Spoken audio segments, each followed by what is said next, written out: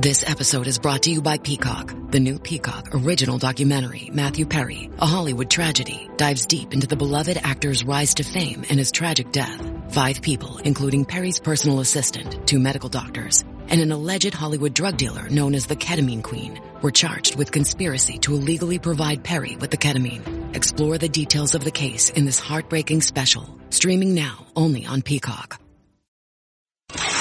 It's More Money with leading economist Steve Moore. Stephen Moore is with us, economist. With more than 30 years experience as an economist and as a leading thinker of government on business, showing deep understanding of the shifts in the global economy.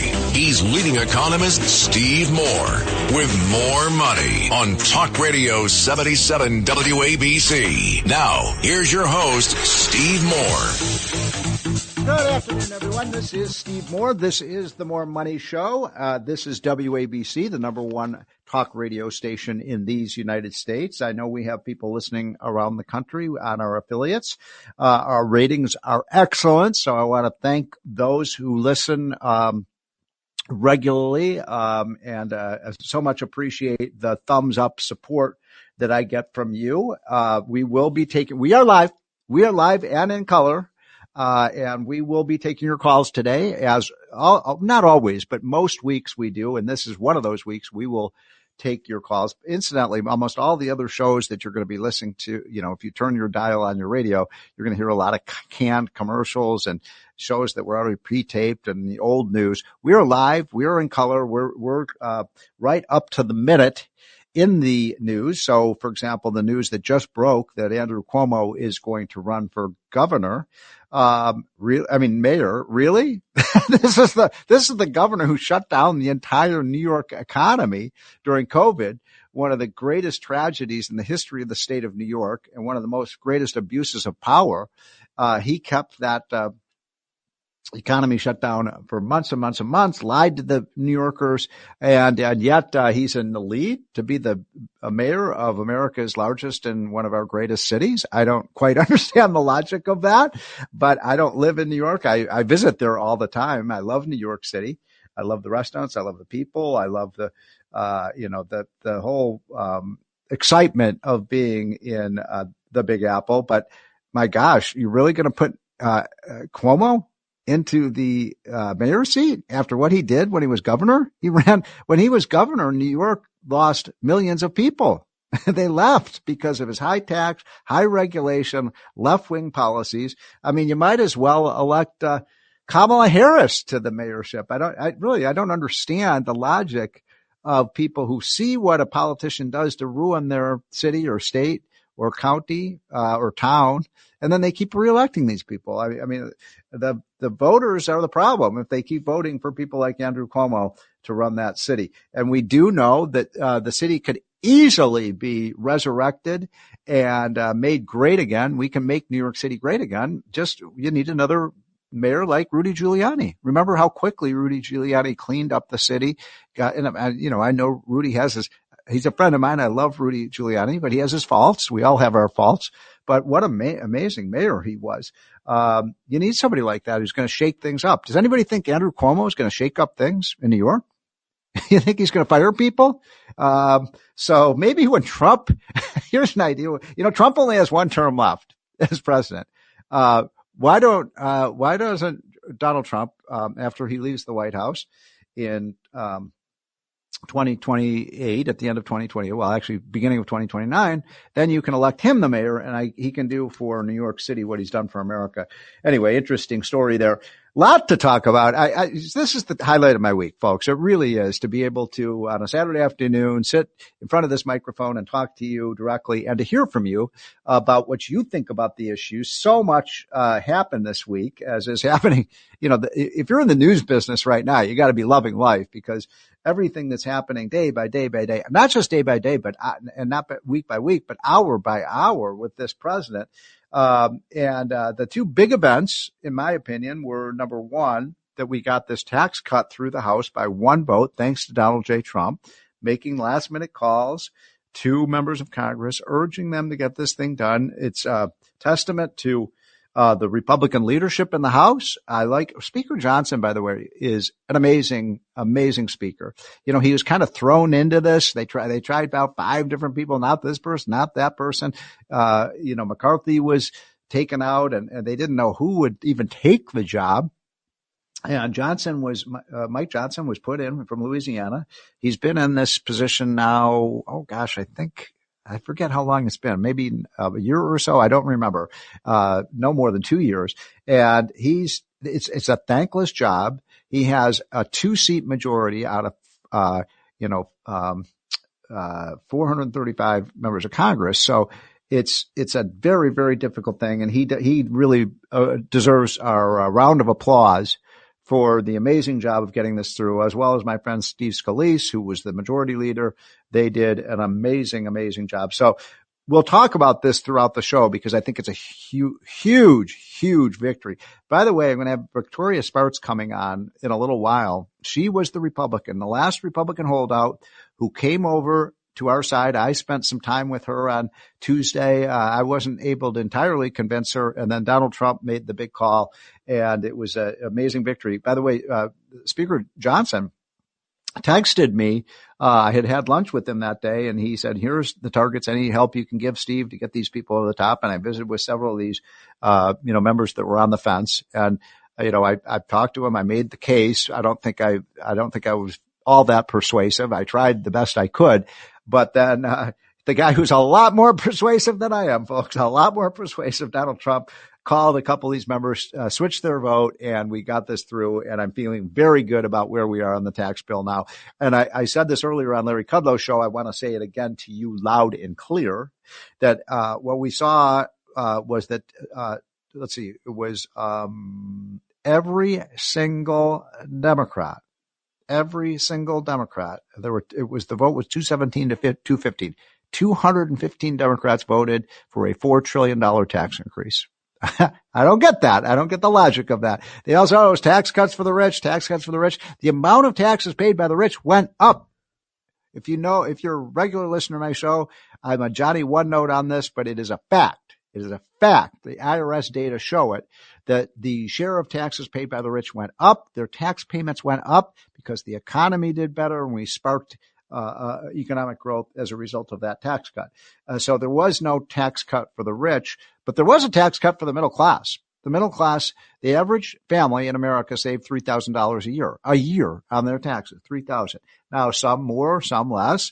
The median family saves about, I don't remember the exact number. It's somewhere between $2,000 and $2,500 a year. So, this was a big, important tax cut for struggling middle class families. And the Democrats say, screw it. We don't care. We're going to raise your taxes by $2,500 because we want to spend more money on government programs.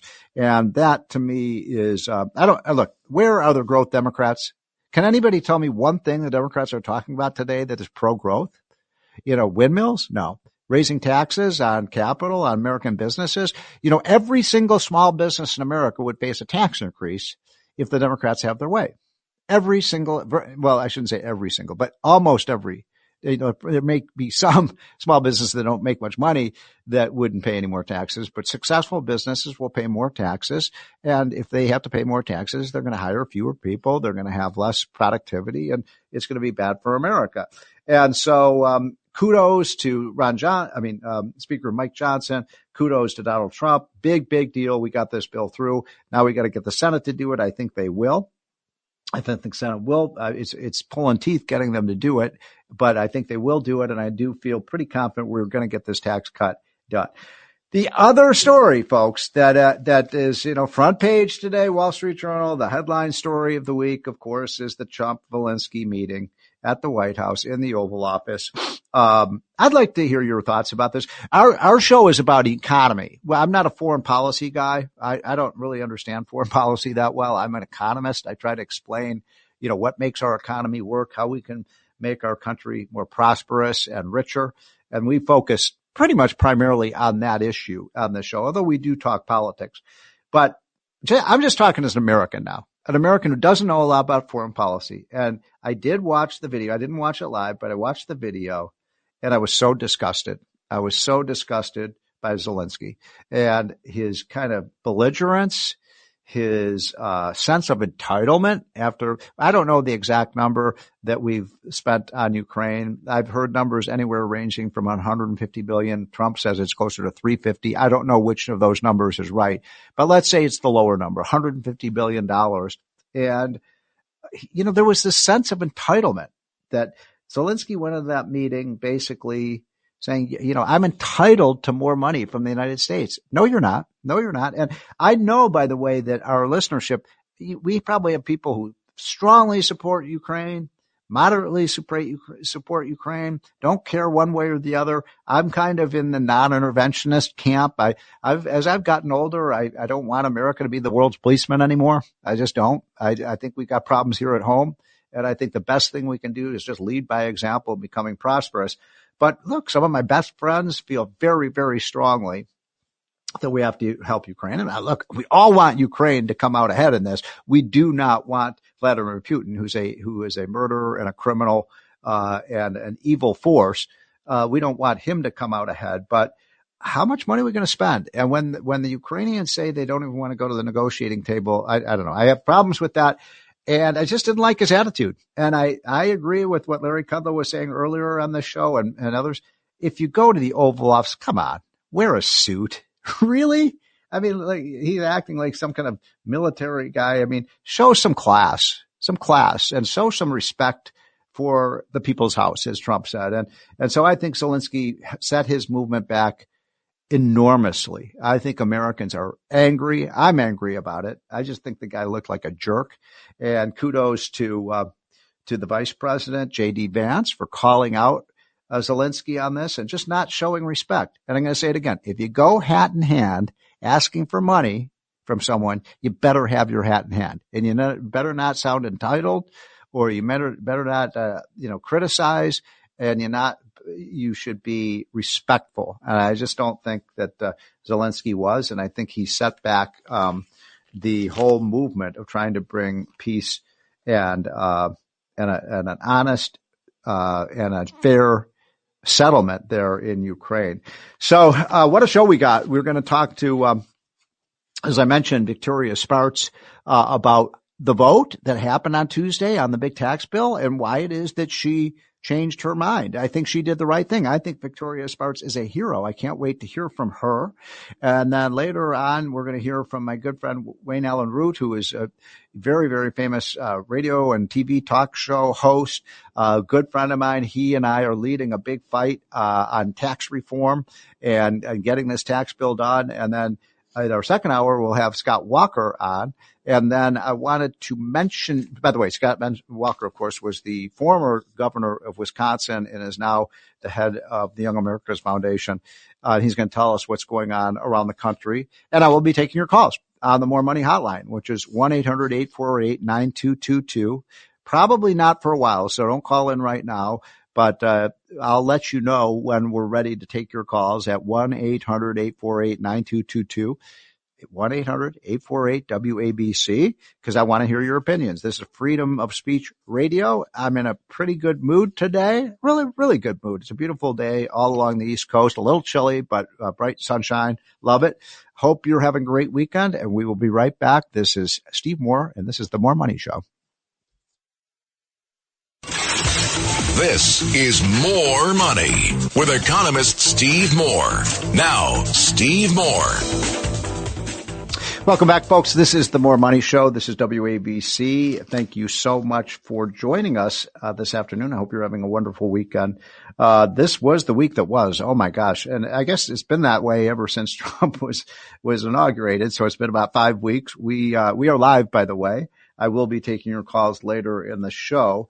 I wanted to just very quickly go over for you all why it is so important that we pass this tax cut and why it's so important that we avoid a $4 trillion tax increase, because there's so many gems in this tax bill that people aren't even aware of.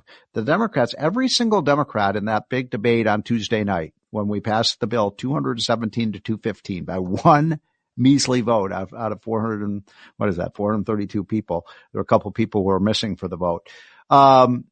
that was an historic occasion, and every single Democrat who went to the microphones, because they had about I don't remember, 3 or 4 hour debate where they gave, I think, several, I don't remember how many, but many, many dozens of congressmen went to the microphone on the House floor and bloviated for, I think they were each given 3 or 4 minutes. And every single Democrat that I saw, I didn't watch the whole debate, but I watched a lot of it. Everyone, these guys, the Democrats are so disciplined. I have to say, they're much more disciplined than Republicans are. They're like robots. They do exactly what the leadership tells them to do. They do exactly what the special interest groups tell them to do and to say. And so every one of them that I heard went up to the microphone and said, this is a tax cut for the rich, tax cuts for billionaires. That's what Republicans want. Actually, there are, 330 million Americans in this country, and virtually everyone who pays taxes got a tax cut. So I'm not a billionaire. Raise your hand if you're a billionaire. I hope you are, but I'm not a billionaire, and I got a tax cut. Actually, the funny thing is, folks, this is, you'll find some irony in this. I helped write the very first version, as many of you know, of the Trump tax cut in January of 2016, when Larry Kudlow and I sat down with Donald Trump in Trump Tower, and we just sketched together what a tax bill would look like. And it had about 5 or 6 bullet points, and we talked about this with Donald Trump, and he loved it, and he changed around. Well, let's make this rate low. He wanted lower rates than we did, which I thought was very funny. But we got the skeleton of the plan together, and of course it changed over time, but it was a good bill.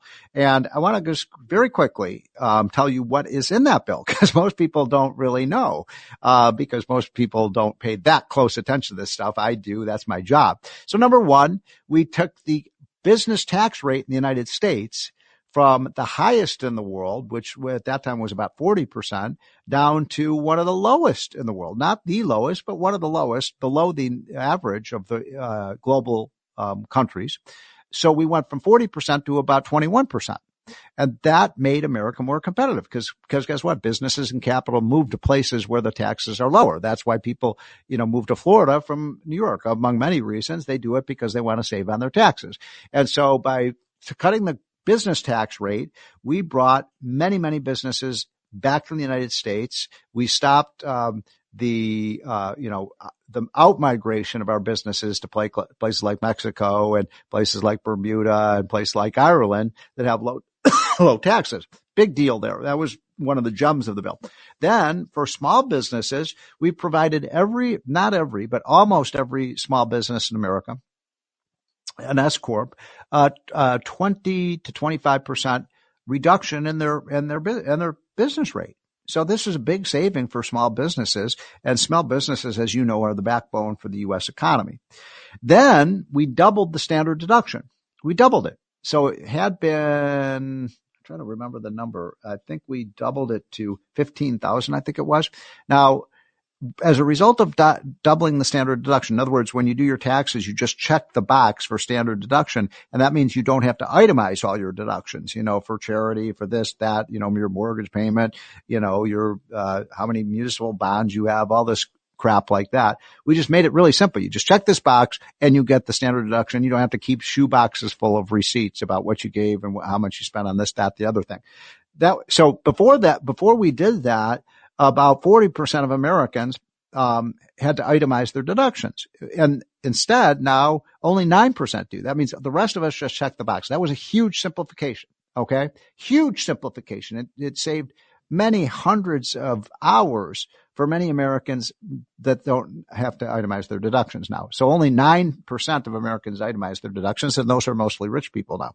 Then the next thing we did was we put a limitation on the state and local tax deduction. Now, I know many of you are in the New York area. You're either New York or New Jersey or Connecticut in your high tax states, and you may have actually felt the pinch of that because you had the deduction before and you no longer get it. I've never seen the rationale or understood the rationale for why people in New York or Connecticut or Illinois, my home state, high tax states, should be able to take a tax break on the taxes they pay.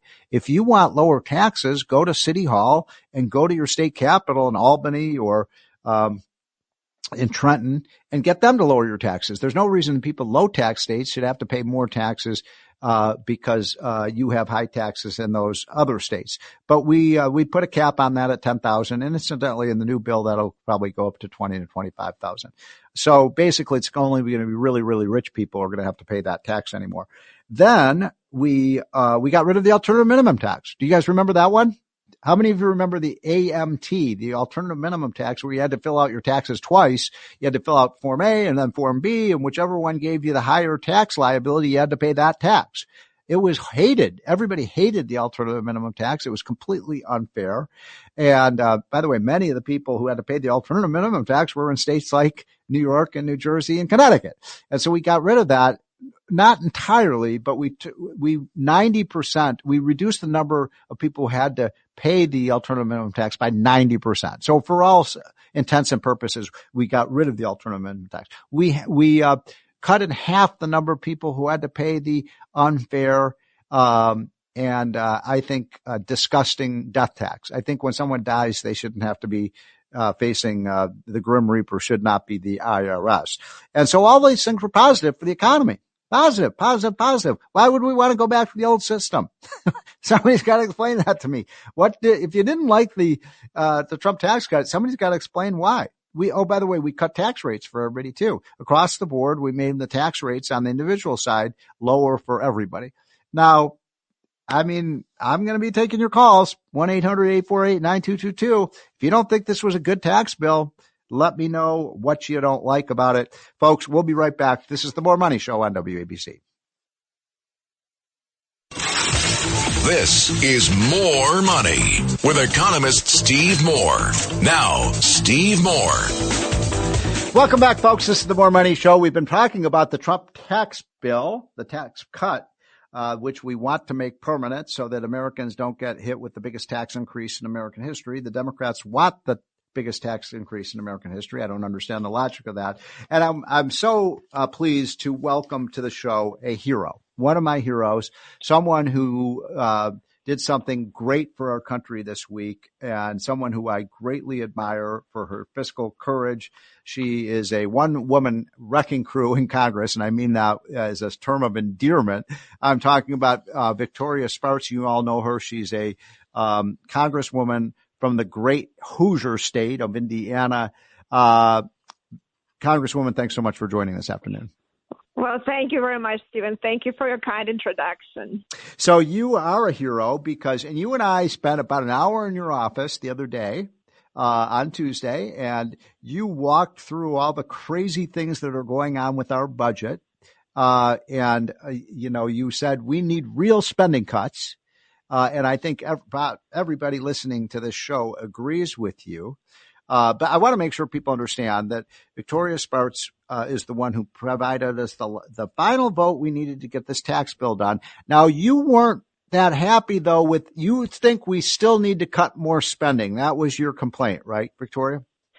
Well, listen, I want to make sure, Stephen, that these tax cuts can last. Yes. Not just for 4 years, and make sure that we can. And if we want to make sure that they last, we need to make sure that we go after fraud and abusing the system. And that's the only way we can go if it actually is, going through Congress. Because as you know, if we want to have good economy for 40 years, not just for 4 years, we need to make sure that Congress grows a backbone to do That's it. right. Across, and we haven't been known for that, as you know. By the way, Victoria, I know you're you're an immigrant to the United States. What country are you from? Well, Ukraine, and actually I grew up in Soviet Union, but when I left, it was Ukraine, and unfortunately, it's you can see how hard to get freedoms back after you lose them. Yeah, it is. So, when did you come to the United States? 25 years ago now. So I've been quarter of a century. But I grew up in Ukraine, and I was there till I was almost 22. So I didn't leave when I was a baby. So I understand. I grew up in Soviet Union, so I understand very well that country. So if you don't mind, may I ask you what I know you strongly support your home country of Ukraine. What did you think of what happened in the White House yesterday? Well, listen, I understand what a tough fight, Ukrainian people are fighting, but I always separate governments, and people. you know, and unfortunately people in Ukraine paying very heavy price, you know, with blood for electing bad government. We paid with money. Now we got elected better government, you know, and so we need to deliver. My party needs to deliver, you know, but I think, you know, what President Zelensky did in the White House was very disrespectful to the American people. And it's really, you know, I didn't have very high opinion about him, and I demanded oversight, and he attacked me and a lot of other people who demanded oversight. And unfortunately, they like, you know, slush funds and blank checks because we're dealing with very corrupt countries over there. We need to be realistic, and they will bash President Trump, but it is very disrespectful when you come to the White House asking for help. It's just first disrespectful to the American people that helped Ukraine really a lot. Otherwise, that war would have been lost. Yes. So how do you think this is going to turn out? I mean, Donald Trump is not too happy, obviously, with Zelensky. And I have to say, I think you just said it. I mean, American people felt a little bit insulted by that visit. How do you see this playing out?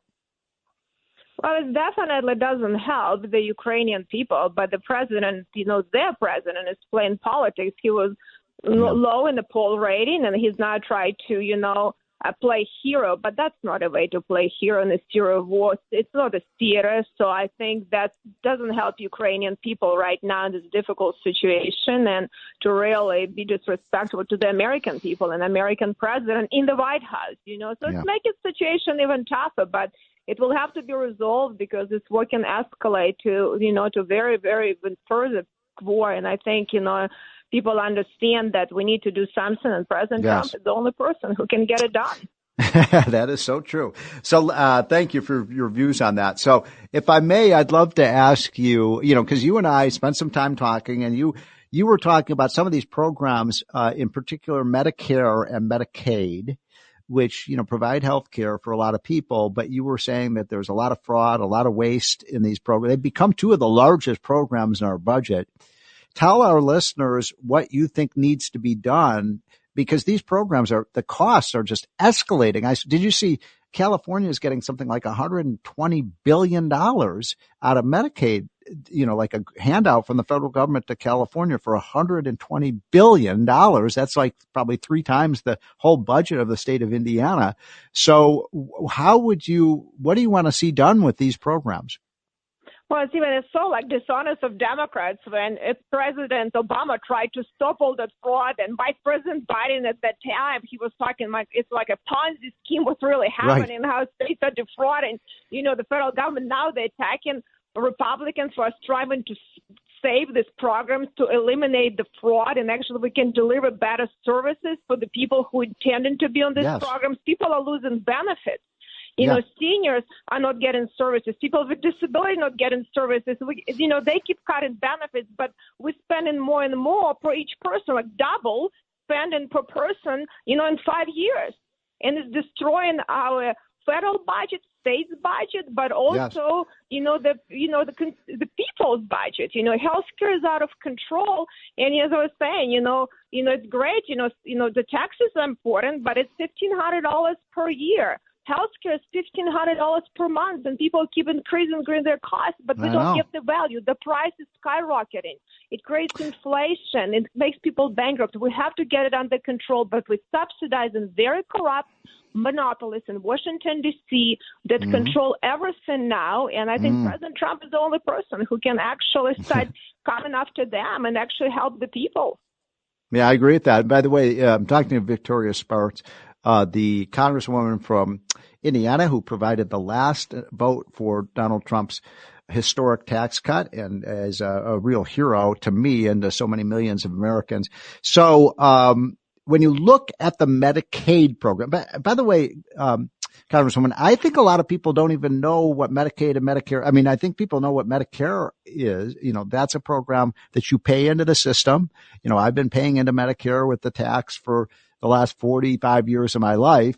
And then you get a government health care for all the money you paid in. But Medicaid, nobody pays into Medicaid. It's just it's a welfare program.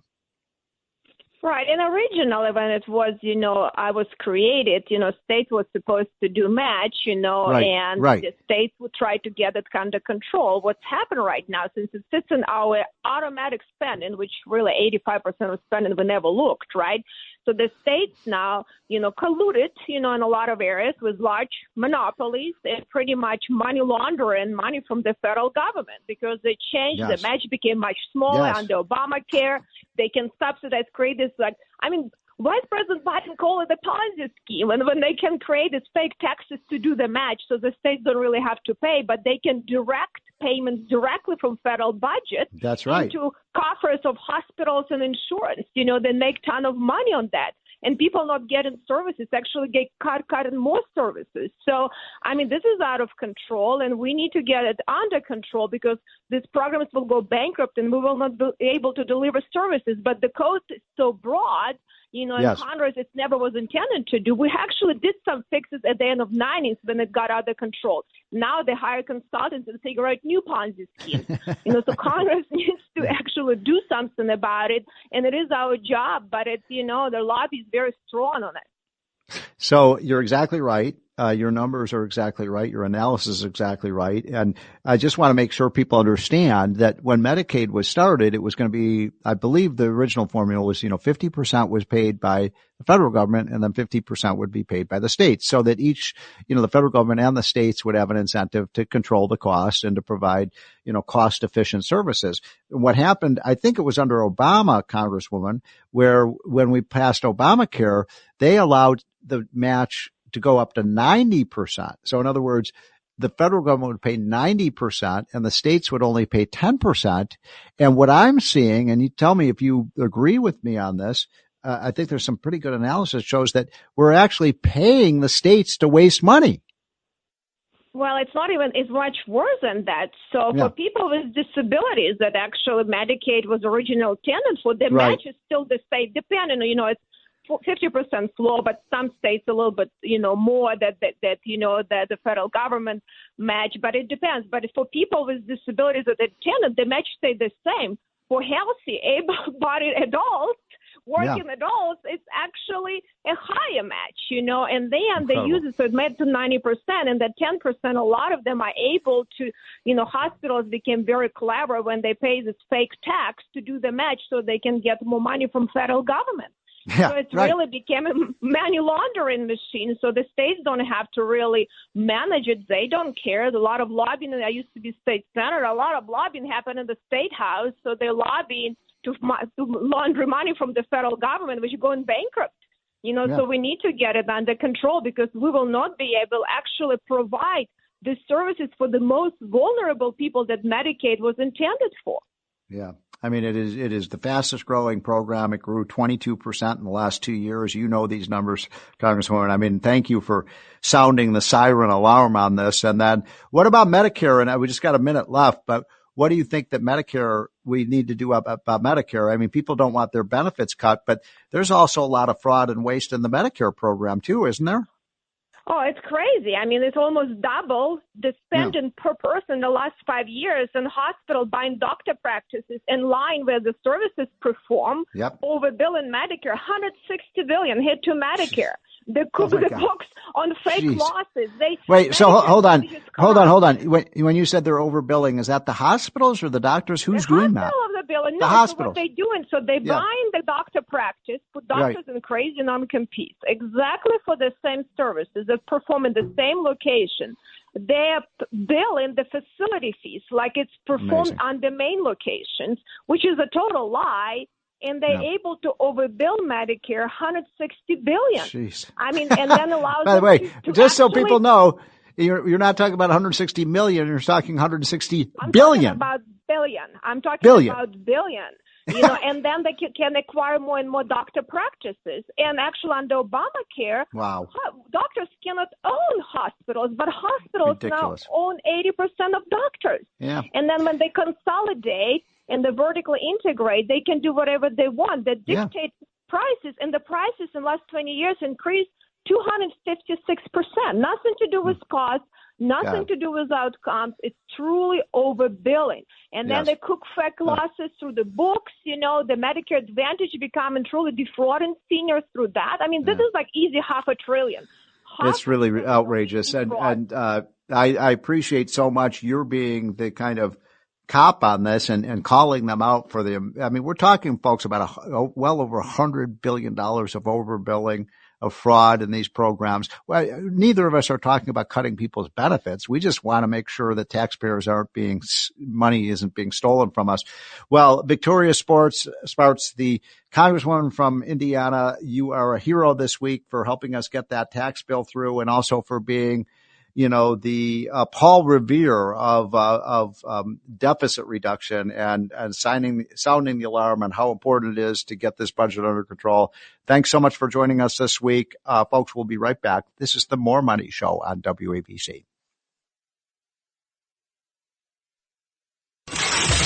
This is More Money with economist Steve Moore.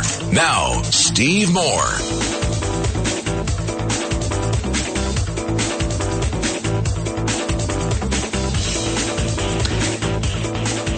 Welcome back, folks. This is the More Money Show on WABC. Mr. Producer, do we have Wayne Allyn Root on? Okay, we're going to get him in a minute.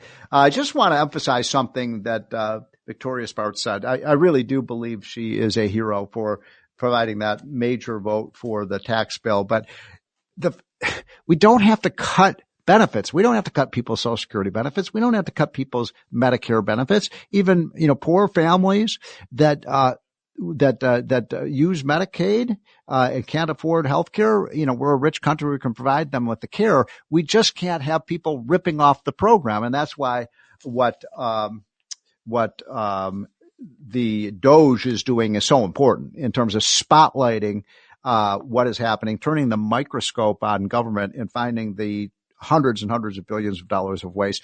So my friend Wayne Allyn Root, who is a hero of mine as well, is on the show, and I come on his radio show and TV show often. So I said, Wayne, you got to come on my radio show on WABC. Wayne, thanks so much for joining. Hey, Steve, how are you? Oh, great. Well, this is a great week. We got that tax bill through. So Wayne, first of all, tell people what you do. I mean, I think most of our members and listeners know you very well from your TV appearance and your radio. But what station are you on? What you're on TV? You're on radio. Give people an overview of your media. Yeah, I'm kind of everywhere. I'm about 20 hours a week. About 20 hours a week on radio and TV, live on the air 20 hours a week. Well, and a couple of repeats in there too. Real America's Voice is my home on TV. Real America's Voice TV network. That's a great station. It is. It's fabulous. I'm proud to say I got Charlie Kirk and I got Eric Bolling and I got Stitchfield. Unbelievable. And Steve Moore. Steve Bannon. I mean, it's really an unbelievable group. Yeah. And so my shows are very popular there. My biggest show is America's Top 10 Countdown that aired at noon Eastern today on Saturday and usually repeats 4 or 5 times a weekend. I count down the top 10 stories in America. So, look, the easiest way to find me on radio or TV, I'm syndicated all over the country on radio. Just go to my website, root4america.com, ROOT 4FOR America.com. That's easy to remember. It's what I do all day. I root for America. You do. So I'm always pleased to come on your TV show on Real America's Voice, which is a great, great, great station. So let's see. I want to ask you a couple questions right out of the gate. By the way, Wayne, we're going to have to take a hard break in about 5 or 6 minutes. Can I hold you over also for the next? I don't want to abuse your time, but would that work for you? Okay. Yeah, for you it's great, and thank God it's Saturday. Fantastic. So let's start by telling people about the new group that you and I formed with some other prominent Americans to help try to get this tax bill through. We've got a coalition we're doing, and you're a key part of that. So tell our listeners what you and all of us are up to. Well, I like to think of it, I hope, as a kitchen cabinet for President Trump and the United States Congress to kind of push through ideas that will lower taxes and make lives easier for the average American, right? I want to make life easier for small business owners and the average American. And sometimes that includes tax cuts for corporations, and people go, hey, Wayne, why does a corporation matter for average Americans? I don't think most people realize when you raise taxes on corporations, they automatically pass it through of course. to the people, the consumers who buy for them. So whether it's lowering corporate taxes or individual taxes or small business taxes, all of it eventually helps the average American, and the average American is hurting right now. Biden's economy was horrendous. Most people don't know it because the media lied for 4 years and covered for Biden, but all my fans, I get over 2,000 emails a week. I give out my email on the air, and I ask people to email me, and I'd feel bad if I didn't read every single one of them, so I do. Yeah. I'm up till 2 a.m, and I get up at 6, so I sleep about 4 hours a night. You're like Donald Trump. You don't sleep. And Trump and I have one other thing in common, by the way. I've never drank in my life, I've never smoked in my life, and I've never done a drug in my life. So we're the last two that ever. I've never put a drink of alcohol to my lips in my whole life. So, look, I read every email, and I'm telling you, the people are hurting, Steve. The American people, the average middle-class person is really dying because of inflation. It's just killing them. And nobody talked about this for 4 years other than President Trump running for president. No one wanted to acknowledge the damage that inflation is doing to America and average Americans and the average small business owner as well. I'm proud to say I have a lot of friends who own restaurants. I live here in Las Vegas. I have so many friends who own restaurants, probably my number one category of friends, and they're all hurting so badly, even though business is good. Lots of people come in. Lots of people spend money. The cost of food is so high. Yeah. The cost of eggs is so high. The cost of meat. I went to dinner last night. You know what they charged at an average restaurant in Las Vegas for a piece of steak? $145 for a steak. For what? A steak? A ribeye steak, $145. Wow. Amazing. That's what's happening. I mean, an average person can't eat steak anymore. It's terrible. So we need to fight for average Americans, and that's what this group will do. It's kind of a little table of men and women who want to help President Trump and the United States Congress help the American people. Julio Gonzalez, by the way, is my buddy who came up with this brilliant idea for you and I to be on this little kitchen cabinet, and I hope it has a big effect. Yeah, I think we're going to help Trump get this thing through. And you were, when we get back, we'll talk to Wayne Allyn Root about how he persuaded Trump to do the no tax on tips and some of these other ideas that he's come up with. Wayne, please hold on. We're going to now hear from our two great sponsors of the show, More Money. I'm talking about Ryan and Bob Payne, who are going to tell you how you can make more money.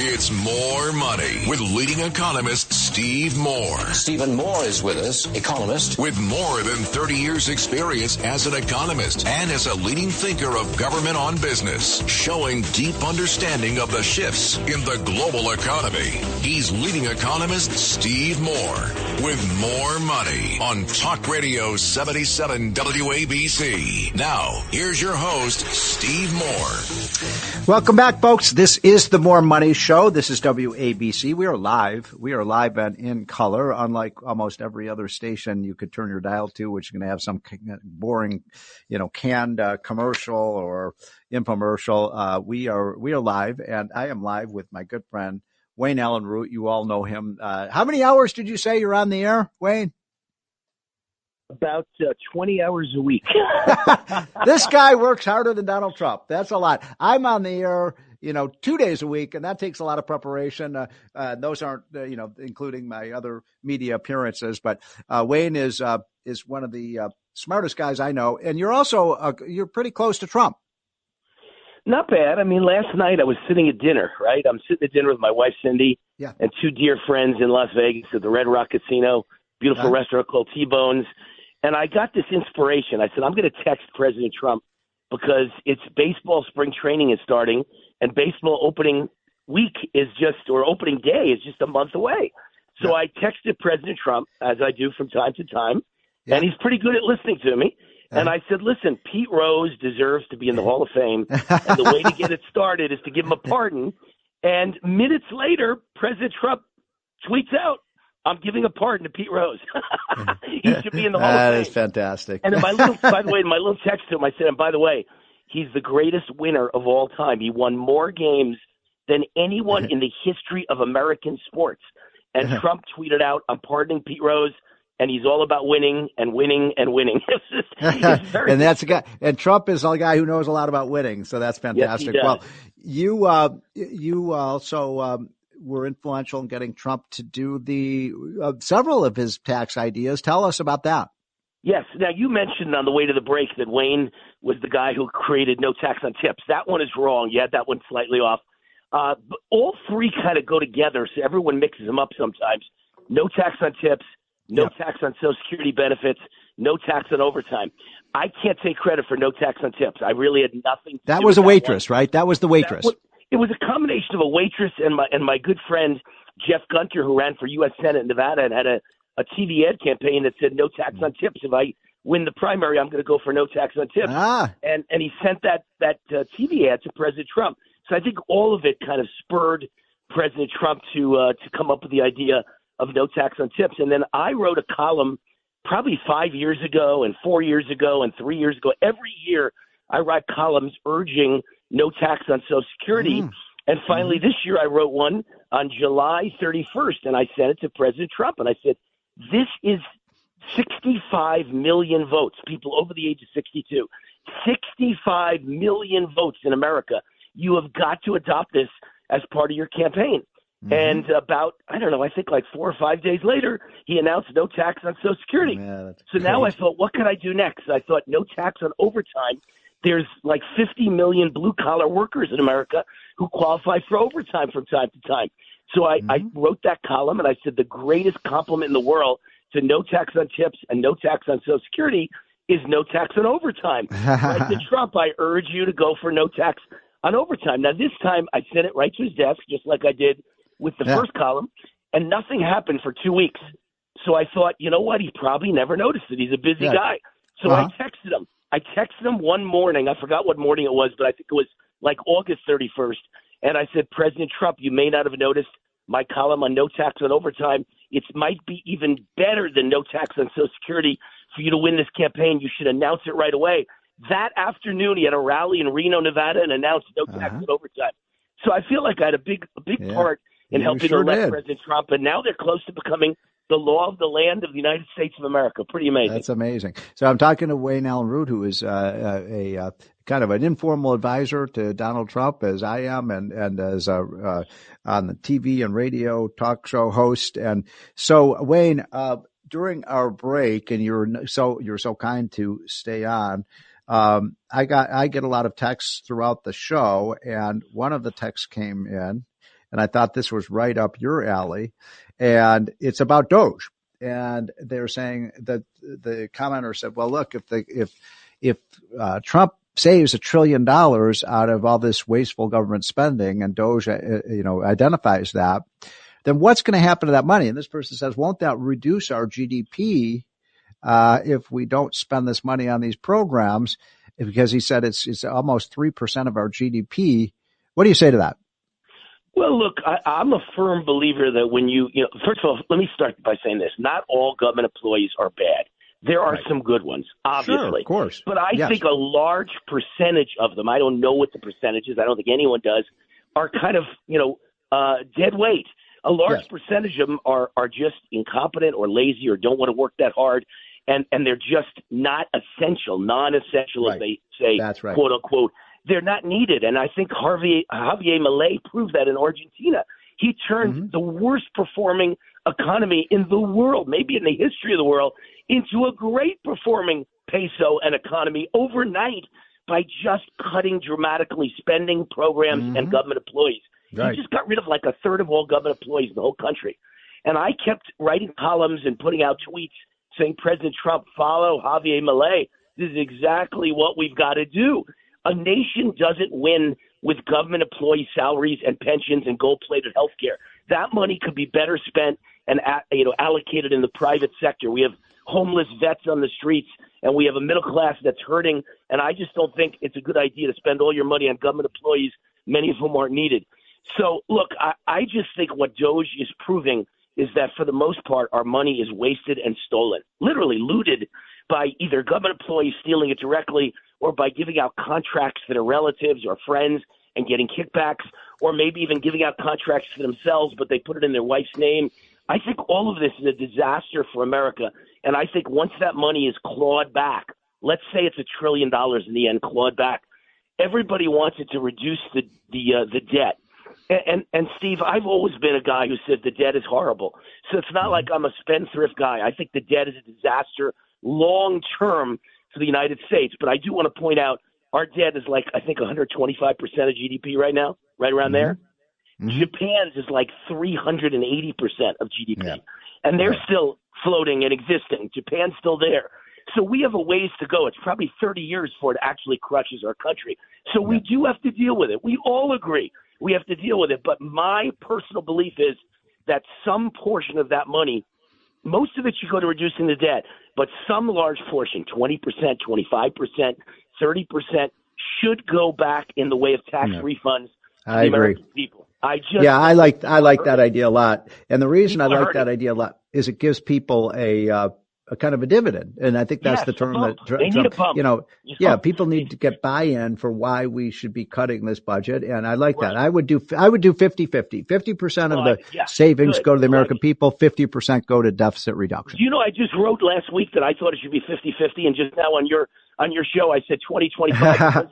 I got so many people who attacked me for saying 50-50 that I thought maybe I was too high. They all said, no, it's got to all go for the debt. You're making a mistake. So I lowered my aim a little bit, but I think in the end you've emboldened me to go back to 50-50. Let's do that. That's a good idea. One thing you mentioned earlier about the federal workforce, and I wrote my column this week on this. And look, we have more federal government employees in America today than we have construction workers, manufacturing workers, mining workers, logging. People actually do things. So the federal government and state and local government is so bloated right now. But I would say this, Wayne, and I'd love your reaction to this. Having worked briefly for the federal government a few times, I think it's partly the system itself. I mean, you don't get rewarded for good work. People who are terrible workers don't get fired. And it's an environment. The civil service system is quite corrupt. It just creates an environment of mediocrity, and nobody has a real incentive like in the private sector to excel. You don't get additional pay if you do a great job, and people who do a lousy job, if people don't show up, they get paid. So it's the whole system is corrupt. It's not the people, it's the whole system. No, I agree. And look, my grandfather came to America with nothing from Germany, and he after 20 years of working as a butcher, he started his own butcher store, and it became wildly successful. I'm an SOB, son of a butcher and grandson of butchers, and it wasn't wildly successful by the standards of Donald Trump, but it was wildly successful by the standards of a small businessman. He had the number one butcher shop in a very upscale town called Bronxville, New York, and my grandfather made money on that butcher store for 50 years before he died, and he always said the grandson, there's only two rules to business. Rule number one is the customer is always right. And rule number two, if the customer's wrong, refer back to rule number one. And so when I look at government, that's not the rule of government. Government has it all wrong and all backwards. Look at the IRS. They never say thank you. They never say please. The other day I wrote the IRS a check for $79,000. They don't say please to me. They don't say thank you when they receive it. They couldn't care less. I'm not a customer that they think is always right and wonderful, and they don't send me a birthday card and a Christmas card. They take my $70,000 plus, and they just use it, waste it, and loot it, and nobody ever thanks me. And you know what? If I sound mad, it's because I am mad. Why should I send them $70,000 of my money that I work for, and nobody thanks me and no one says please? And that's the story of government. Nobody cares because it's other people's money. They don't give a damn. They waste it. They spend it. They loot it. They get kickbacks on it. And we don't matter, even though we're the ones that pay for their salaries. That is so true. Well, Wayne, I appreciate you taking time this afternoon. I'm so proud to be on this task force with you. We are going to be the kitchen cabinet for Donald Trump's tax cut. And And it's going to be a fantastic thing. You came up with a lot of the great ideas that we're going to insert into the Trump tax cut. As you know, Larry Kudlow and I wrote one of the first versions of the tax bill back in 2016. And so I think we're going to be a tour de force in terms of getting this tax cut over the goal line. Wayne Allyn Root, thanks so much for joining this week, folks. This is the More Money Show. We'll be right back. And by the way, when we come back, we will take your calls. I want to hear what you think about Zelensky's performance yesterday. I'm angry about it, but I want to hear what you think. 1-800-848-9222 is our call. I want people who will defend Zelensky. People who are angry at Zelensky. I'm not a foreign policy person, so I can learn from you. This is Steve Moore. This is Freedom of Speech Radio on WABC. This is More Money with economist Steve Moore. Now, Steve Moore. We are welcome back, folks. We are live. We are in color. This is the More Money Show on WABC. Thanks so much for joining on a beautiful, although chilly, Saturday afternoon in the last days of February. So I wanted to, by the way, this is great. The phone lines are just lit up with the question about what do you think about Zelensky? People have very strong opinions one way or the other. So let's just get right down to it. By the way, if you want to join the show, 1-800-848-9222 is our More Money hotline. And let's start, Mr. Producer, with Denise in Queens. Hey, Steve. Great online email information that you give us, too. And I listen to you every Saturday. Zelensky's a jerk, okay? He should have worn the jacket. I was listening to Kudlow. Wait, hold on, Denise. Stop. Hold on. Stop right there. You know, I've been in the Oval Office many times with Donald Trump and once with Ronald Reagan. You have to show respect for the presidency. Yes. And, you know, I'm looking at a picture of him right now with his black pullover, jersey. And he's sitting there, Denise, with his arms folded with a smirk on his face. Hey, terrible look also. And he was told to do that. He was told to wear a jacket, a suit. Supposedly. Wait, hold on, Denise. I did not know that. He was asked to wear a suit, and he did not do it. That's what I was listening to on Kudlow's show. Somebody was saying that. Yeah, right. Well, you know what? I think Larry's going to get he's going to do a GoFundMe, and we're going to get $1,000 for Zelensky so he can buy a suit. He said he would buy the shirt and tie too for Zelensky. So, what do you think, Denise? I'm angry about it. I have to say, I think he came in, he sounded entitled, he was belligerent, my support for him went down.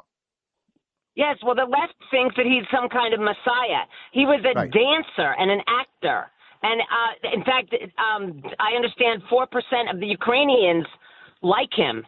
Yeah. They're in martial law right now, of course, but he's said to be some kind of messiah by our left. Yeah. And it's not true. I fight my 3 siblings all the time. He's not. Yeah. He's a money launderer. Okay, he wanted the money to keep on going because, Europe does better. No, Europe doesn't do better. Yeah. Hey, Denise, I got to let you go because I got 4 or 5 other callers on the line, but thank you. Great points. I agree with exactly what you're saying. Let's go to Kirk in Connecticut. Yeah. Hi, Steve. This is Kirk. What do you think? First of all, on Zelensky and his suit, I think he's afraid that the suit's making him look like Pee Wee Herman. Yeah. Yeah. But anyway, you asked Wayne about an email or a message I sent you about the $1 trillion and what that does to the economy. What do we do with it? If you take it out abruptly. And I haven't heard anybody else talking about it. Sounds like he may have been addressing it. But if you suddenly take out 3% of GDP, especially if you factor in that it has a multiplier effect, you create a very big high-class problem of how do you redeploy $1 trillion rapidly enough so you don't crash the economy and do so in a way that you don't create more fraud, abuse, and waste. And that is a very important thing that I don't think anybody's discussing. And I hope that it's one that somebody in the White House is thinking about. I just haven't heard it. Yeah. All right, Kirk, great call. My attitude is every penny we can save, what's the old, adage that a penny saved is a penny earned. If we can save money out of the federal government, we don't have to redeploy that into government. We can reduce our debt, our deficit. Folks, we're running a $2 trillion deficit right now. So we don't have any money to be throwing around for wasteful programs like $10 billion of rent for empty office buildings. We have to take a quick break, folks, and I will be right back. This is the More Money Show. Oh, we have time we can squeeze in one more caller? All right. Well, let's see if we can get Tony very quickly. Hi, Steve. Hi. Listen, this is very quickly. We've only got 1 minute, Tony. So quick. A tale of economic failures. Zelensky is an economic failure. He's not a good steward of his country and his people and his time and the time of others. President Trump, however, is looking at the country, our people's money, our income, our lives, and getting money back for America. And that's the difference. Zelensky, The most important thing is not a good steward of his people, his time, and his country. Amen. I see. Great point. I couldn't agree more. Okay, we can squeeze in a couple more. I think we have Frank. Do we still have Frank from New Jersey? Yeah, hi, Steve. Listen, I think people forget it was under Obama that Crimea was annexed, and Trump bailed them out with the Javelin missiles. Then under Biden, he literally invited Russia in, said we're not going to respond if it's a small incursion. The next day, they invaded. Trump is the solution to a problem that Zelensky and the Democrats have created. And the irony is, Zelensky is a hardcore Democrat supporter. He campaigned against Trump. It's disgusting how ungrateful this man is and how he disrespects Trump, the American people. Disgusting. So, Frank, what do you think? I love to hear from people like you who are well educated and you know what you're talking about. What do you think the solution is? Where do we go from here? I think Zelensky has no choice. He's going to cave. And at the end of the day, Trump's going to make the deal. But the difference is Trump is showing the world that America comes first. And anybody who doesn't do that with him is going to be shown the door like they showed Zelensky. You have to show these kind of people force because that's all they know. They don't have respect. They don't have gratitude. And I'm a 9/11 first responder. When I hear we give $350 billion to a corrupt leader like that, and we only gave $4 billion to literally the best people on the planet, it bothers me in a big way. Yeah, I do too. It does too. Frank, great call. I get angry about it too. I mean, we should take care of our own people. As I've gotten older, I've become more of a non-interventionist. I don't think we should be the world's policeman. I know some of my friends think that our role in the world is to, keep peace, and I'm all for peace, and I'm all for, keeping out tyrants. And by the way, everyone knows that, the Russian government is a tyrannical government, and they, we want the Ukrainian freedom fighters to win. I just don't know how much of our money is making that much of a difference. I think we got one. Leon, is Leon still on from New Jersey? Yes. Hi. Real quick. Yes. They got to realize they're dealing with an amateur. This guy's not a professional statesman. The guy's not a politician. This is what you should have expected. They should have solved this problem behind closed doors and then done what Larry Kudlow said about the Oval Office is for a ceremony. It's not for negotiations. I agree with that. And I don't know why that didn't happen, Leon. I mean, I think Trump is, very angry at Zelensky. I think he was angry with him before the meeting, and after the meeting was even angrier.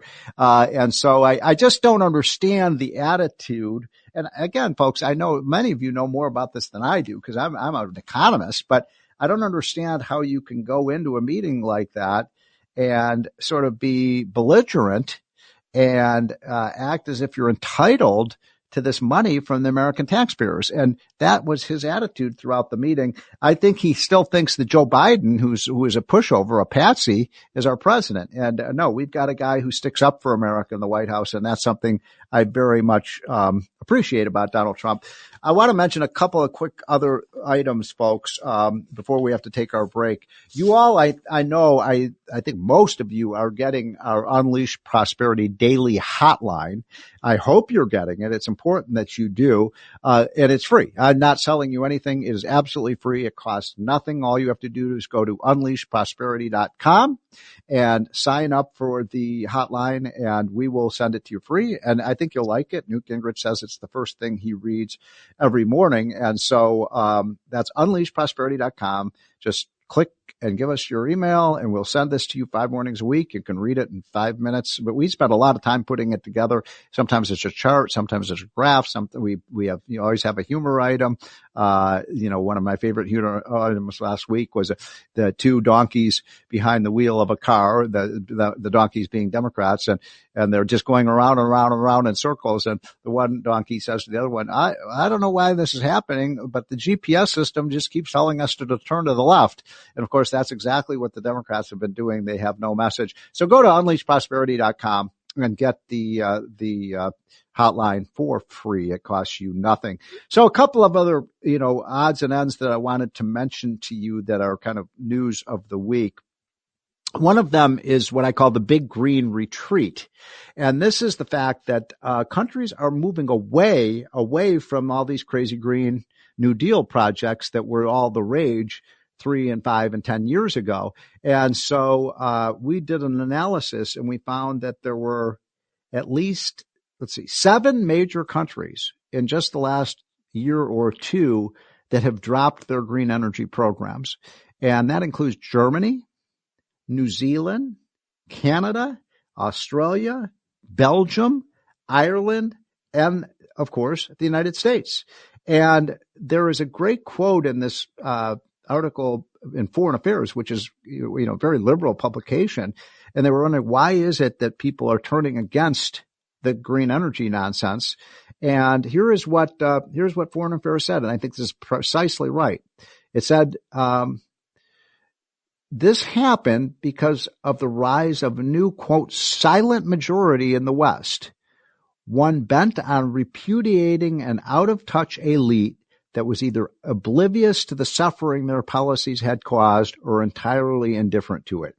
That's exactly right.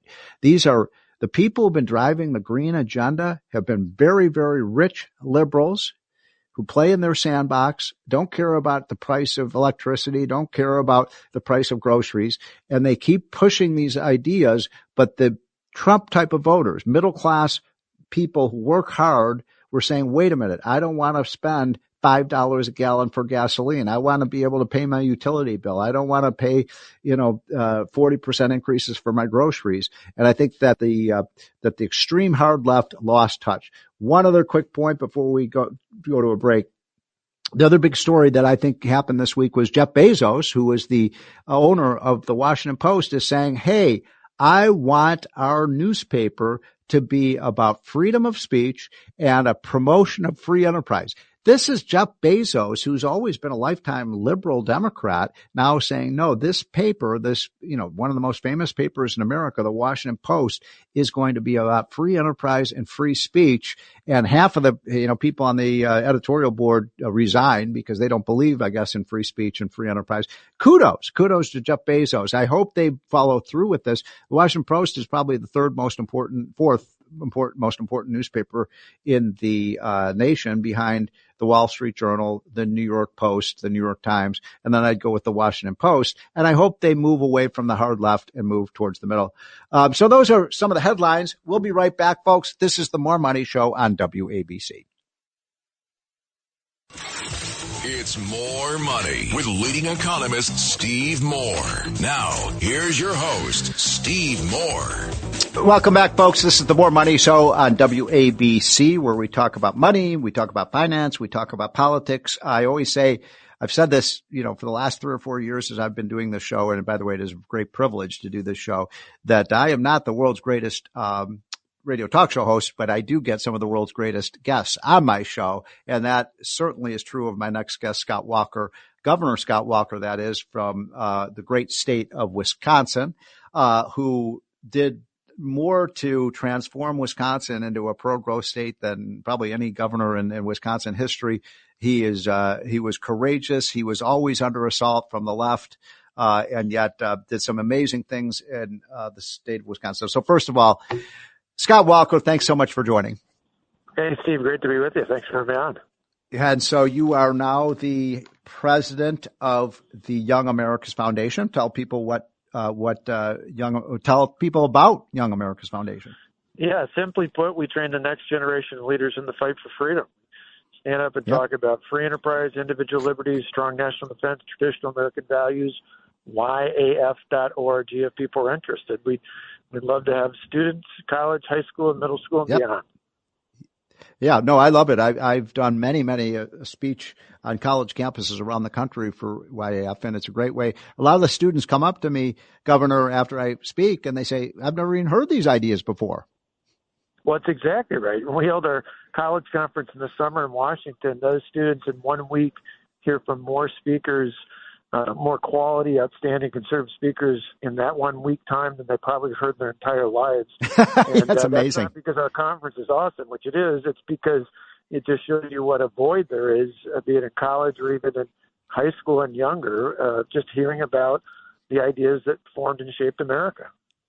So, Governor Walker, you had sent me a note the other day about what's going on with some of the reforms that you had put in place when you were governor, and I want to get into that. And I know you've mentioned this to my audience again, but it just bears repeating that when people talk about insurrections, when you were governor and you took out some of the government unions, you had an insurrection in your state capital, and right. I think it's important for people to know what happened.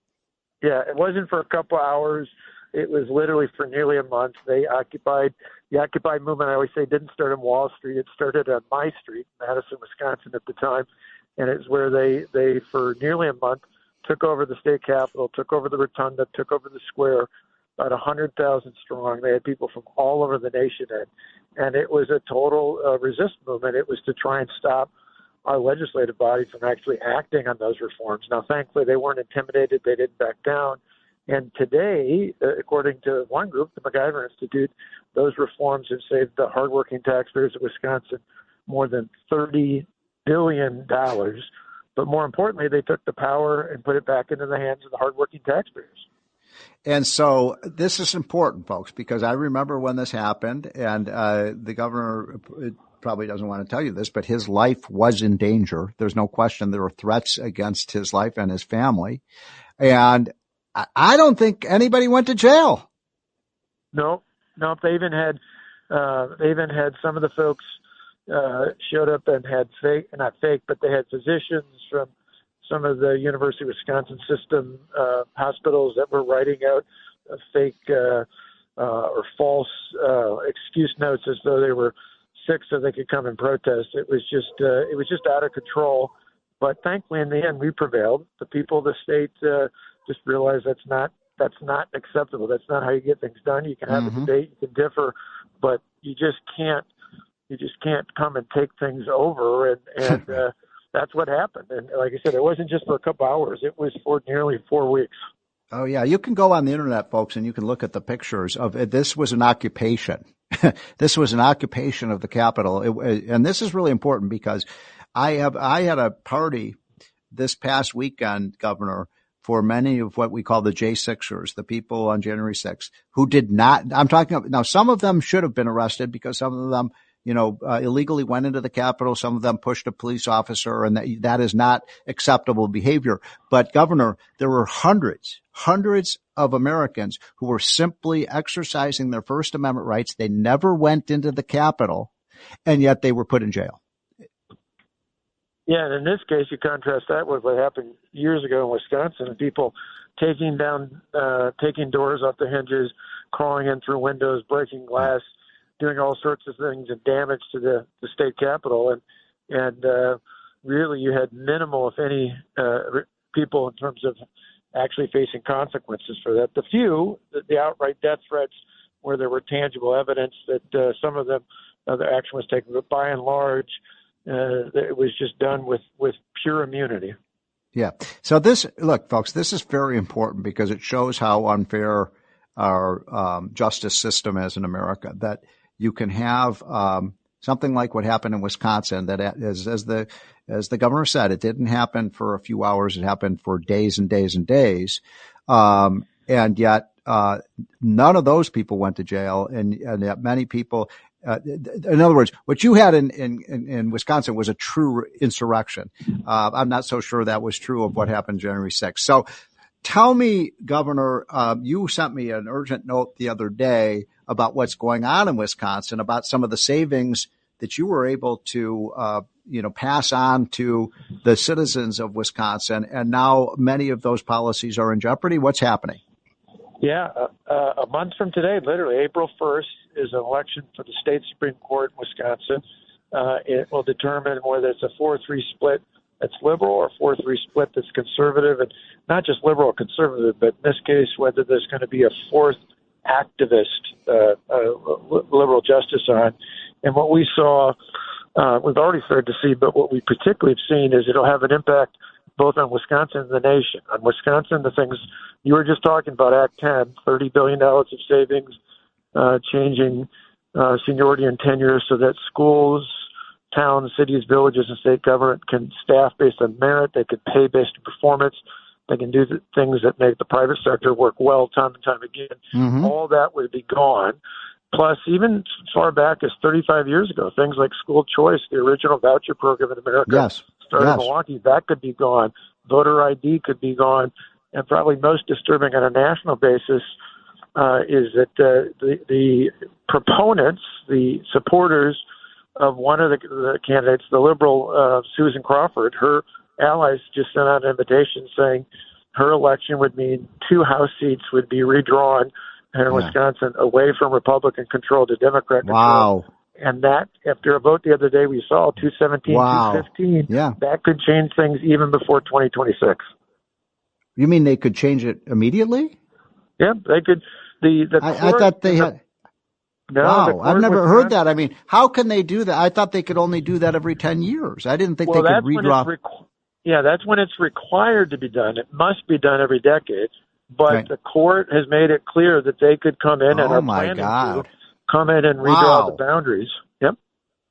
So, folks, this is very important what we're talking about, because they could basically, by rejiggering the lines, take away the Republican majority in the House of Representatives. This is scary stuff. And these people believe that the ends justify the means, so they will do whatever they can to do it. So that you're saying that what matters then is this Supreme Court, your state Supreme Court vote. That's exactly right. If it's 4-3, if you've got Brad Schimel, a former Wisconsin attorney general, now a circuit court judge, someone who understands that his role as a judge is to uphold the Constitution and the laws therein, no more, no less, someone who's going to uphold the rule of law. If Brad Schimel is elected a month from today, then you have a stable discussion where things stand the way the governor and the legislature have acted. If you have Susan Crawford, the liberal, on a month from today, she wins. Then when she takes the oath of office, you're very likely, I mean, they've all but said it, that they're going to take all these aggressive actions to be an activist court, essentially take the place of the governor and the legislature. And again, if you're listening, it's not just a problem for us in Wisconsin. It's a problem both immediately with the House and for the whole country. And far into the future, for voter ID and other things could move Wisconsin from being a battleground to a firmly blue state as well. So thank you for the update on that, Governor. I wanted to just switch subjects for our last remaining few minutes. You ran for president in 2016 because you were such a fabulously successful governor. And one of the people you ran against was Donald J. Trump.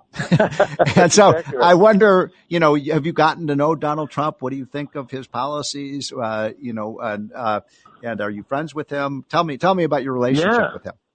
No, I think it's just been outstanding. It's hard to believe it's 2 months, but it's been a whirlwind, but it's been remarkable. You talked before about legal double standards. It's been interesting. The court of public opinion, there's an interesting double standard. I'm old enough to remember when Bill Clinton and Al Gore talked about hundreds of thousands of changes in the federal workforce as part of waste, fraud, and abuse, and they were all applauded. That was a good thing. Now, when it happens now, it's suddenly not so good. Well, the reality is, particularly I think with this USAID stuff, this is revealing. And when defenders of that say, "Oh, it's just 1% of the federal budget," what they're really saying is, "Don't look at this." What people should do is look at it, because it shows you exactly what's happening elsewhere in the federal government. And as you mentioned, as a governor, I'm at the Medicaid billing, for example, because you want Medicaid to go to people who need it, the truly poor, the needy families, children, seniors. You don't want it for working age, childless adults. We made changes in Wisconsin. I would hope out of this changes will happen in Washington. But that's the kind of stuff you want to know about, plus the fraud, where you hear the 150-year-old, supposed 150-year-old collecting Social Security. Well, that shouldn't happen. And there's a lot of people making money off of things like that are worried more people look into it. So you're so right about this Medicaid issue, and I wanted to ask you about that because you were a governor for eight. How many years were you? 8 years? 8 years, yeah, exactly. Yeah, 8 years. But they kept trying to recall you, right? You had to have, what, three elections? Yeah. So I knew you were doing the right thing. So one of the things, we were discussing this earlier on the show, and I'd like your reaction to it. This year, California is expected to get $120 billion, not million, $120 billion from the federal government for Medicaid. Now, this is going to be one of the biggest revenue sources for their budget, Governor. And when you were governor, I think the states had to pay, 40 or 50% of the cost of Medicaid. So there was an incentive for the states to, lower the cost. Now, many states get 90% of the money, and only 10% is paid by the states. So the problem I have with this, and I'd like your reaction to this, now the states have an incentive to sign up as many people as possible to Medicaid because it's a moneymaker for them. Yeah, and it's even worse than that. It's an even bigger shell game. So what many of these states do, particularly after the Medicaid expansion under Obamacare, is what they do is they get the hospitals, including nonprofits, tax-exempt hospitals. So it's crazy that they would even agree to this, but you understand why in a minute. They'll pay a fee, they pay a tax, a provider tax, in return, and they use that to pay for their match. Like you said, it could be as low as 10%. So they're not even really paying that. They're getting the hospital to pay it, but then the hospital in turn gets higher reimbursement rates under the Obamacare Medicaid expansion. So it's just this big, absolute money grab. And I've said it all along. I was the only state in America that covered everyone living in poverty and had no gap in insurance for those living in poverty, and yet did not take the Medicaid expansion under Obamacare. My reason was simple. I don't think we should be putting more people on government assistance who don't need it. Government assistance should be like a trampoline, not like a hammock. We should be helping people with a hand up who can. Those who need it will help them. But for those others, get them in the workforce, get them worker training. For those who face addictions, get them help in that regard. But don't make them permanently dependent on the government.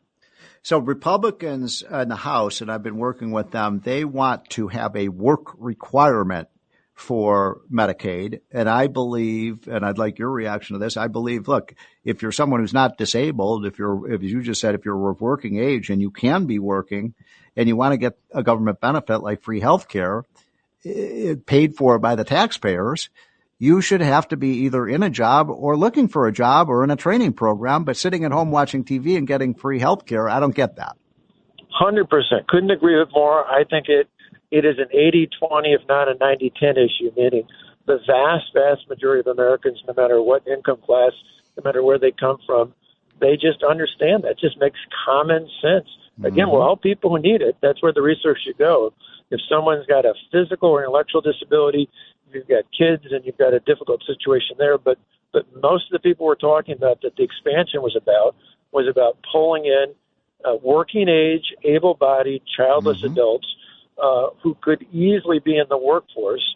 But instead, by expanding this, you make it, and I think the goal was, when they did this years ago, was to get more people dependent on the government, to get more power and more control there. And that's really, I think, a damning thing on society. We want to help people get into the workforce because that's where true freedom and prosperity come from. So I couldn't agree more. So we've just got 2 more minutes left with the great former governor of Wisconsin, Scott Walker, one of my favorite governors of all time, who was a real change maker. I'd like your reaction, if I may, Governor, to we've been talking to our callers for the last hour and a half on the show on this. People have very strong opinions. I'd like your opinion on it. The Trump-Zelensky meeting. And, a lot of us were quite offended by the attitude of Zelensky. He seemed very entitled. He seemed self-righteous, and he was sort of belligerent in that White House meeting. And I just wonder what your thoughts are about that. I think anyone who ever sets foot in that office again over the next 4 years should read The Art of the Deal, because I know you and I get it, Steve. Yes. You understand him. He always wants to make a deal, so figure out a way to make it work. Had he just come in and not blown up about this, had not gone off on this, they were ready to make a deal on mineral rights. They were ready to make a thing about this. I think Putin's an awful, evil person. I think he should have never gone in there. But horrible. In the end, you want peace. You want to end the war. You want to stop the killing there. And so Trump gets it. He needs some way for Putin to save face, get back home.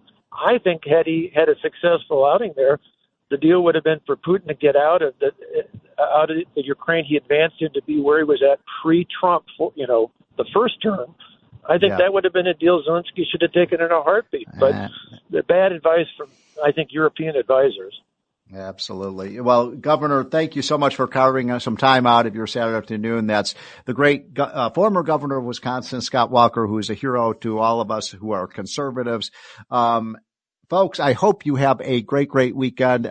Fun show today. I appreciate the people who called in. Great views. That's why I like to take your calls, folks, because I learn from listening to you. Your opinion matters on WABC.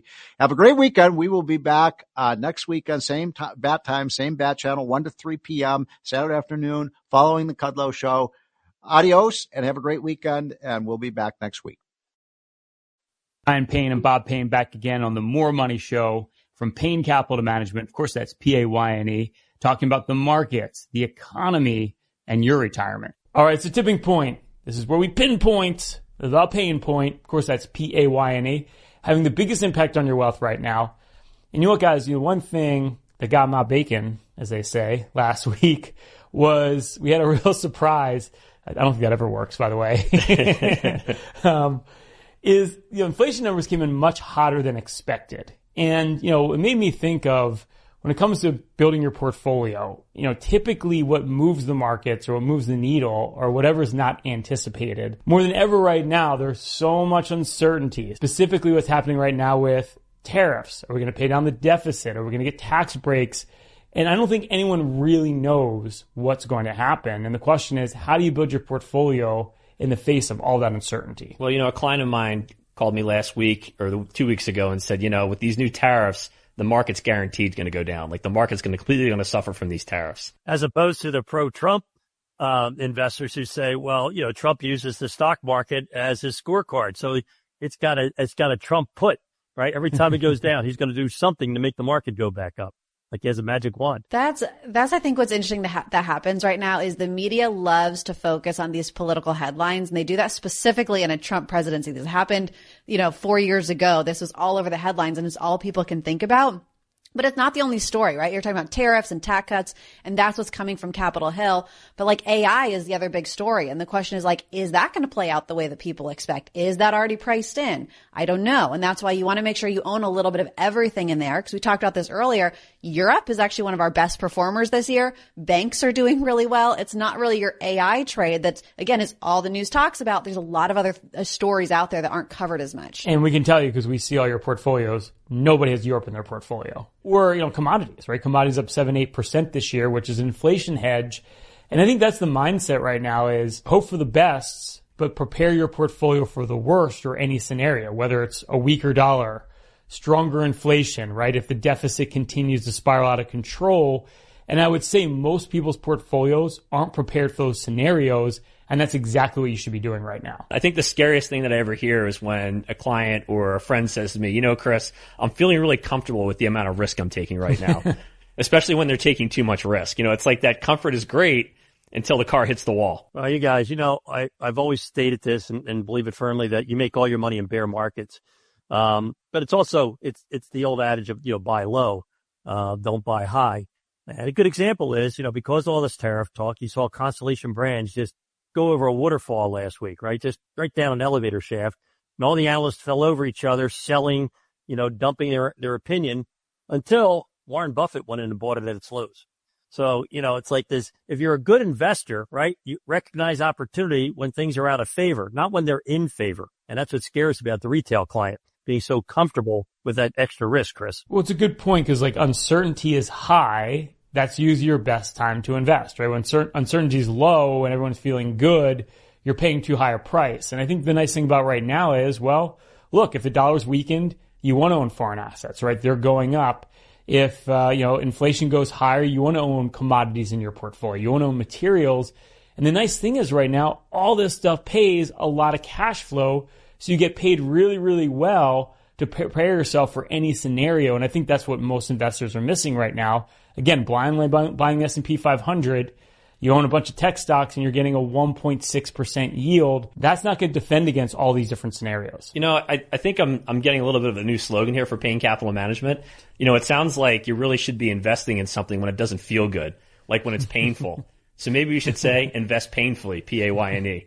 You heard it here first. Yeah, I think the bottom line right now is when you're starting to look at all the different scenarios out there is we got to remember things are going to change. And when we look back retrospectively, whatever did well the last 10 years typically aren't the winners of the next 10 years. And I think that's the problem the way we invest, right? It's either this all or none scenario of either I'm 100% sitting in cash waiting in a money market fund, or I'm going all in on, let's say, the S&P 500. And really, more than ever, that's probably the wrong strategy given the fact that there's so many different variables at play right now. I think that's the hardest thing to do is to block out the noise and not listen to what your friends are saying. Oh, I've got all my money in NVIDIA, or you're hearing the news talking about what the best thing is. You really do need to be focused on your own goals and how much risk do you need to take and how diversified should you be? Because it is so different for everyone. And I think that's something that we see as planners is, what somebody spends or what somebody has in their net worth is just completely unpertainable to the next person. And so that's where I think it's really important to not listen to whatever the hot topic is right now, because it might not pertain to you. Well, I'll tell you the biggest risk out there right now is people thinking that the bond market, bear market is over, like bonds can't go down. And that's why you need to own individual bonds, high quality bonds that have a coupon, a fixed rate of return, and a maturity date. Because if you're in bond funds, you're in a position where you can lose equity, have equity-like losses, right? While you're thinking that you're safe. So I think that's one of the things that I don't think the market really recognizes right now. Well, I think ironically right now, the worst place to be is ultra safe or ultra risky. And what I mean by that is, right, if you have money in a money market fund and CDs, well, the Fed could continue to cut interest rates, right? That money market fund used to pay 5. You sent out the report today, Bob, we're down to 4. What if that goes under 4%? That doesn't help with your retirement. Getting under 4% on something you pay taxes on and inflation eats away at your return, bad place to be. But on the flip side, this awesome risk on trade we're seeing right now, whether it's crypto assets, right? It's levering up AI stocks like Palantir, which trades at 200 times forward earnings. Great in the short term, but man, oh man, potential for that to end very, very badly is extremely high. To your point, Court, we have no idea if all that spending that's been going on in the AI space is going to continue. And it's only projected right now, by the way. That could fall off a cliff at any moment, especially with all these disruptors out there now, like from China. Well, guys, always remember past performance is 100% indicative of past performance. You can't get last year's return on an investment by buying it now. You have to buy something it's about to go up. Not something that's already up to an extreme level of valuation, hoping on the greater fool theory that somebody will be dumb enough to buy it after you do. Well, there always is. Come on, Bob. We've learned that, crypto businesses which create more crypto is better than owning Berkshire Hathaway, which has real productive assets. So it is getting crazy right now. You're seeing a lot of people that are quote unquote becoming experts because we're in this hot bull market. But I would say be very, very wary of gurus right now. And you have to start thinking, what we do as wealth advisors, right, is we always think about what's the worst case scenario. What happens if we get much higher inflation than anticipated? What happens if we don't pay down that deficit and the dollar starts to tank? Do you have a portfolio that can somehow be insulated against that? And again, every portfolio you look at, I can promise you your Bitcoin assets or your NVIDIA are not going to protect against that. If you saved over $1 million for your retirement, myself and Bob and our team at Payne Capital will run for you our total financial master plan, and we'll do that with no obligation or cost. It's a full holistic review. We literally look at everything. There's not a firm out there that will do this work up front. We go as far as building you your own personalized financial portal. We give you a bird's eye view of your entire financial life, and we'll hone in on every financial issue you need to address today, whether it's that income plan for retirement. How do you take Social Security? There's a lot of ways to take it, but one right way for you. How do you draw from your portfolio the most tax efficient way? We'll give you a full income plan, factor in inflation so you don't run out of money. We're going to look at diversification. Markets have been all over the place, up and down. Has your portfolio been extremely volatile? Or have you been sitting in cash? Paralysis by analysis, can't figure out what to do. We'll put together a full diversified investment game plan, show you how to grow your wealth, tie it to your goals, but most importantly, protect it over the rest of your life. And we're going to look at fees and taxes. Wall Street loves to sell you high cost, tax inefficient products, whether it's an annuity, mutual fund, insurance product, brokerage product. We're going to go through every investment you have, deep dive. We're going to show you how to reduce all the internal costs and optimize your portfolio for taxes. It's not what you make, it's what you take. You'll get our full tax playbook. We literally have 4 slots left. If you saved over $1 million for your retirement, all you need to do is call or text at 844-752-6692. That's 844-752-6692. If you call or text us right now at 844-752-6692, that's 844-PLAN NYC, 844-PLAN-NYC. Donate now to Toys for Tots, working year-round. Go to toysfortots.org. Toys for Tots supports children in need throughout the year with programs like the Toys for Tots Literacy Program. Established in 2008, has provided over 60 million books to disadvantaged children. The Toys for Tots Literacy Program is committed to providing disadvantaged children with direct access to books and educational resources that enhance their ability to read and communicate effectively. Go to toysfortots.org.